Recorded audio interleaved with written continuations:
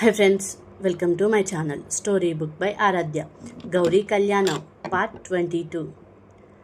సహస్రను hospital నుంచి discharge చేశాక విక్రమ్, సహస్ర ఇద్దరు కలిసి కారులో ఇంటికి వస్తూ ఉంటారు. ఏ కోతి, మర్యాదగా టాబ్లెట్ వేసుకోవాలి, చిన్న పిల్లల్లాగా చేదుగా ఉంటుంది అని ఆటలాడకూడదు అని కారులో తీసుకొస్తూ విక్రమ్ సహస్రకి ఎన్నో బుద్ధి మాటలు చెప్తూనే వచ్చాడు. అతన్ని చూసిన సహస్రకు కోపం నెత్తికెక్కింది. ఏ దున్నపోతూ, నీకొకసారి చెప్తే అర్థం కాదా? ఏదో తాళి కట్టిన భర్తలాగా అధికారం చెలాయిస్తున్నావు. నువ్వు అనుకున్న వెంటనే ఈ పెళ్లి జరగదు, నేను అనుకుంటేనే జరుగుతుంది. ఖచ్చితంగా ఈ పెళ్లి జరగనివ్వను అని మనసులో అనుకుంది సహస్ర. అదే విషయం బయటకు చెబితే ఎక్కడ లాక్కెళ్ళి తాళి కట్టేస్తాడో అనే భయం కూడా ఆమెకుంది. ఆమె ఆలోచనలు అర్థం చేసుకున్న విక్రమ్ పక్క చూపుతో ఆమెను చూశాడు. ఆమె ముఖం చూస్తే కోపంతో ఆవిర్లి కక్కుతున్నట్టుగా ఉంది. ఏంటి కోతి, చాలా వేడిగా ఉన్నట్టుంది, కూల్గా ఒక ఐస్ క్రీమ్ తిని వెళ్దామా అని విక్రమ్ అన్నాడు. విక్రమ్, నువ్వు చాలా ఎక్కువగా మాట్లాడుతున్నావు. నేను నీకు కోతిలా కనిపిస్తున్నానా? నువ్వే ఒక దున్నపోతువి అని కోపంగా తిట్టింది సహస్ర. ఏమన్నావు? దున్నపోతా? పళ్ళు రాలగొట్టేస్తాను, జాగ్రత్త. నీకు నోరు చాలా ఎక్కువైంది. నీకు తాళి కట్టబోయే భర్తను నేను, ఆ గౌరవం ఉండాలి, అర్థమైందా అని ఆమెను బెదిరించాడు విక్రమ్. నువ్వు తలకిందులుగా నిలబడి నీళ్లు తాగినా అది జరగదు విక్రమ్. నీలాంటి వాడిని పెళ్లి చేసుకోవడం నాకు ఇష్టం లేదు. ఈ పెళ్లిని ఎలా ఆపాలో నాకు బాగా తెలుసు అని ఆమె నేరుగా చెప్పింది. అలాంటి ఐడియాలు ఏమైనా ఉంటే చెయ్యకు బేబీ. ఒకవేళ చేస్తే ఆ తర్వాత తాళికి బదులు నీ కడుపులో బిడ్డ వచ్చేస్తుంది. అప్పుడు నీ పరిస్థితి ఏంటో ఆలోచించుకో. ఈ విక్రమ్ని అంత సాధారణమైన వాడిగా అనుకోకు. నా ఎగోను టచ్ చేయనంత వరకు మాత్రమే నువ్వు సేఫ్. ఒకవేళ నన్ను మరీ రెచ్చగొడితే పెళ్లికి ముందే నిన్ను అమ్మను చేసేస్తాను.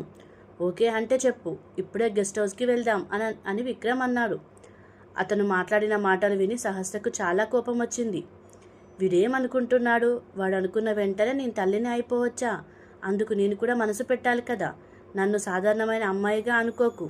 నా దగ్గరికి వస్తే ఇక అంతే అని కోపంతో రగిలిపోయింది సహస్ర. చూడు కోతికి ఎంత కోపం వస్తుందో అన్న విక్రమ్ ఇప్పుడు సీరియస్గా ఆమెను చూస్తూ, ఏ సహస్ర, నాకు నిన్ను చూస్తే అసలు కొంచెం కూడా ఇష్టం లేదు. నీతో మాట్లాడాలని, నిన్ను చూడాలని, నిన్ను పెళ్లి చేసుకోవాలని నేను అస్సలు అనుకోలేదు. కానీ నువ్వు నన్ను పెళ్లి చేసుకోను అని మొండిగా ప్రవర్తిస్తున్నావు కదా, అదే నాకు కూడా పట్టుదల తెప్పిస్తోంది. ఇప్పుడు నువ్వు పెళ్లి చేసుకోను అని చెప్పావు కాబట్టి నేను నిన్ను పెళ్లి చేసుకునే తీరుతాను అని నిర్ణయించుకున్నాను.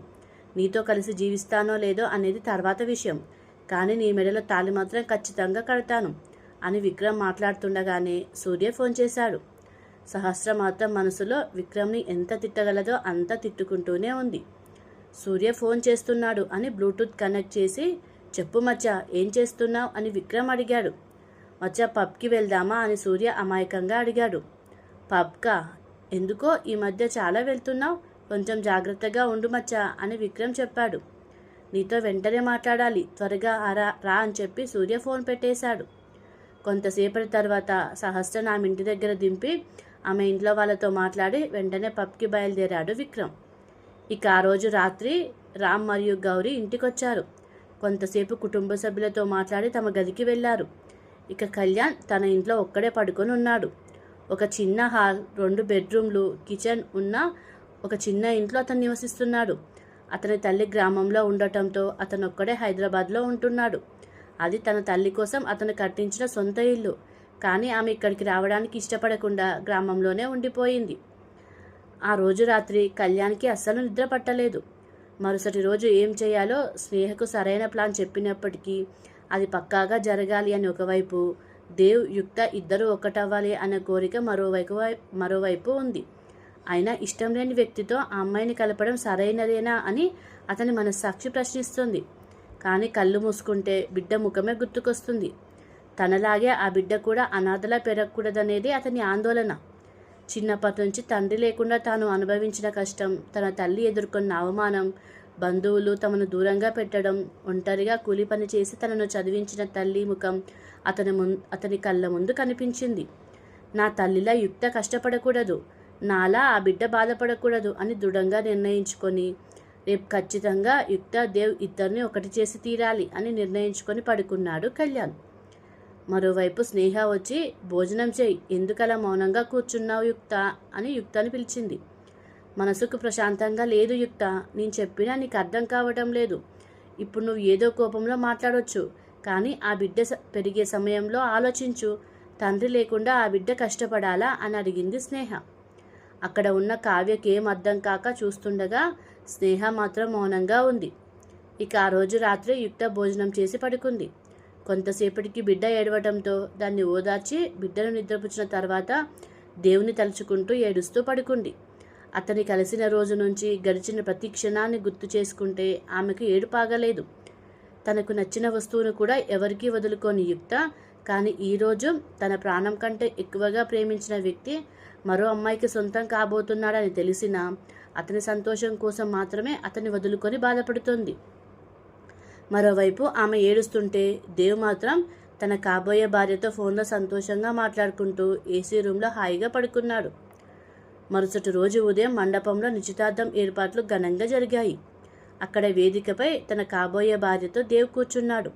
ప్రముఖులు, మీడియా వాళ్ళు ఇలా అందరూ భారత క్రికెట్ ఆటగాడు దేవ్ నిశ్చితార్థానికి హాజరయ్యారు. చాలా సంతోషంగా కూర్చున్న దేవ్ పక్కనే అతని కాబోయే భార్య శ్వేత కూర్చుంది. ఎలాంటి అపరాధ భావన లేకుండా ఆమెతో నవ్వుతూ మాట్లాడుతున్నాడు దేవ్. కొంతసేపటికి నిశ్చితార్థం శుభముహూర్తం దగ్గర పడింది. 2 కుటుంబాల పెద్దలు తాంబూలాలు మార్చుకోవడానికి సిద్ధమవుతున్న సమయంలో అక్కడికి కళ్యాణ్ వచ్చాడు. కళ్యాణ్ని చూసిన దేవ్ గుండెల్లో ఒక్కసారిగా వణుకు పుట్టింది. ఈ పోలీస్ ఇక్కడికి వచ్చాడంటే ఏదో గొడవ చేస్తాడని అనే ఆందోళన దేవ్ ముఖంలో కనిపించింది. దేవ్ పక్కనే ఉన్న శ్వేత అతన్ని చూసి, ఏమైంది దేవ్, ఎందుకు ఇంతగా కంగారు పడుతున్నారు అని అడిగింది. అయ్యో ఏం లేదు శ్వేత అని దేవ్ తనను తాను సర్దుకున్నాడు.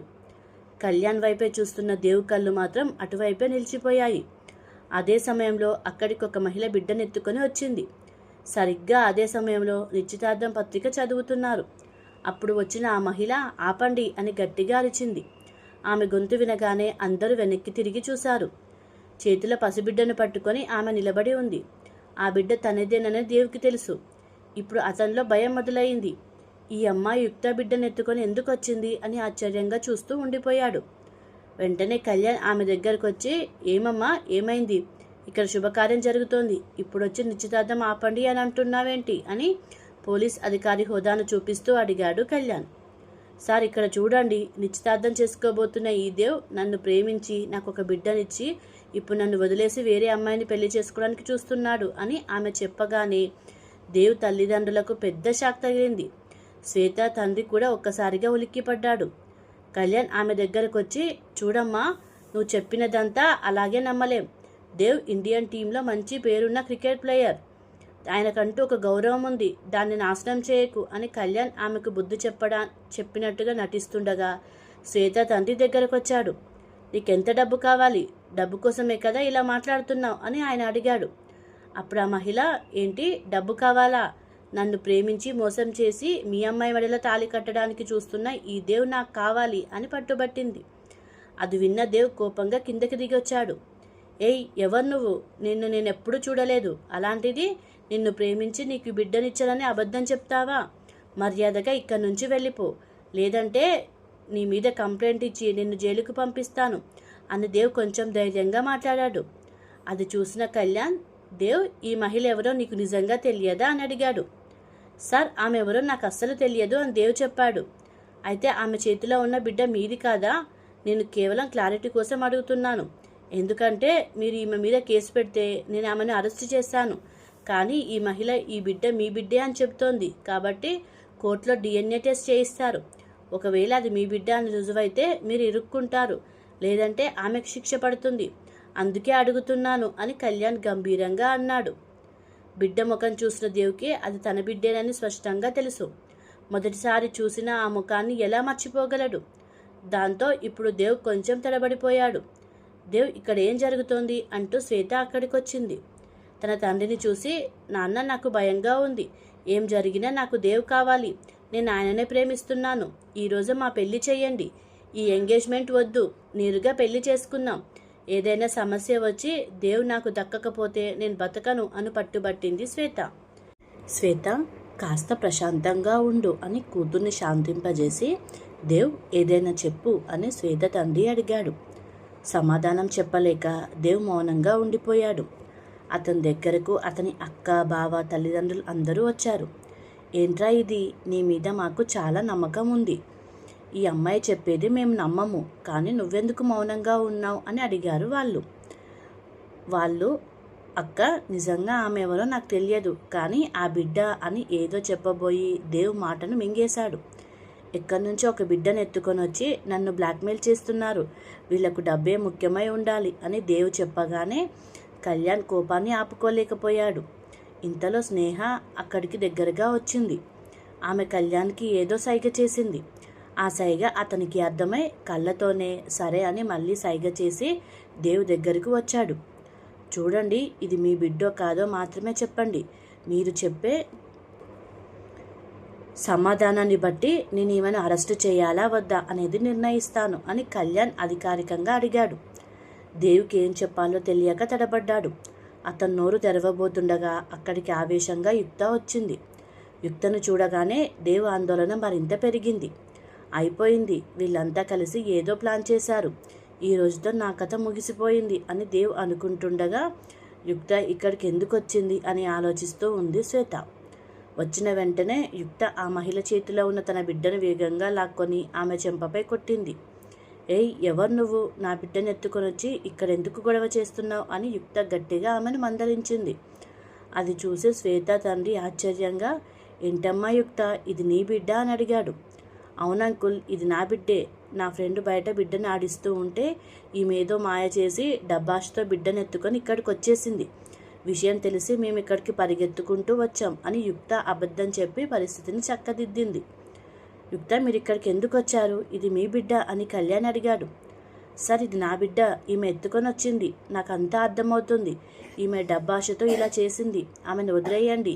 ఆమెకు డబ్బే కావాలంటే నా అన్నయ్యతో చెప్పి ఇప్పిస్తాను. దేవసారికి ఈ బిడ్డకి ఎలాంటి సంబంధం లేదు అని అతని ముఖం కూడా చూడకుండా యుక్త కళ్యాణ్తో చెప్పింది. ఇప్పుడు శ్వేత మరియు ఆమె తండ్రి ప్రశ్నలు యుక్త వైపు తిరిగాయి. అయితే ఈ బిడ్డకు తండ్రి ఎవరు? నీకు పెళ్లి కాలేదని మాకు తెలుసు. నీ పెళ్లి ఆగిపోయిన తర్వాత నువ్వు కనిపించకుండా పోయావు. ఈరోజు చూస్తే బిడ్డతో వచ్చావు. చెప్పు యుక్త అని అడిగారు వాళ్ళు. నా బిడ్డకి తండ్రి ఎవరో నాకే తెలియదు. ఎందుకంటే ఒకరోజు నేను స్పృహ తప్పి ఉన్నప్పుడు ఎవరో నాపై అత్యాచారం చేశారు. అతనెవరో నాకు తెలియదు. ఆ తర్వాత నేను గర్భవతినయ్యాను. బిడ్డను చంపడానికి నా మనసు ఒప్పుకోలేదు. అందుకే బిడ్డను కన్నాను. నా బిడ్డకు తల్లి మాత్రమే ఉంది, తండ్రి లేడు అని చెప్పింది యుక్త. అది విన్న కళ్యాణ్కు విపరీతమైన కోపం వచ్చింది. అక్కడే ఆమె చెంపపై కొట్టాలనిపించేంత కోపంగా ఆమెను చూశాడు. ఏం చేయాలో ఒక్క క్షణం ఆలోచించిన కళ్యాణ్ యుక్తతో నిజం చెప్పించడానికి ఇంతకంటే వేరే మార్గం లేదు అని మనసులో అనుకొని ఆమె దగ్గరికి వెళ్ళాడు. ఆమె అతన్ని కోపంగా చూస్తూ ముందుకు వెళ్ళబోతుండగా అతను ఆమె చెయ్యి పట్టుకొని ఆపాడు. అతని చెయ్యి తగలగానే యుక్త కోపంగా తన చేతిని విడిపించుకొని అతని వైపు చూసింది.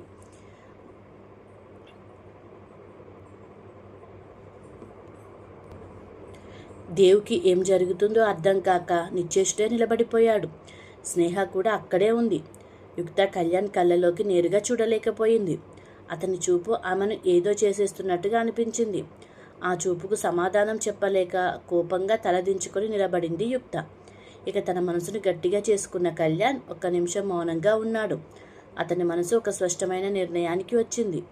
యుక్త, నన్ను క్షమించు. నీ నోటి నుంచైనా లేదా ఈ దేవు నోటి నుంచైనా ఖచ్చితంగా ఇప్పుడు నిజం బయటకు రావాలి. నాకు ఇది తప్ప వేరే మార్గం లేదు అని మనసులో అనుకున్న కళ్యాణ్ అందరి మధ్యలో యుక్తను చూస్తూ, యుక్త, నీ బిడ్డకు నేనే తండ్రిని.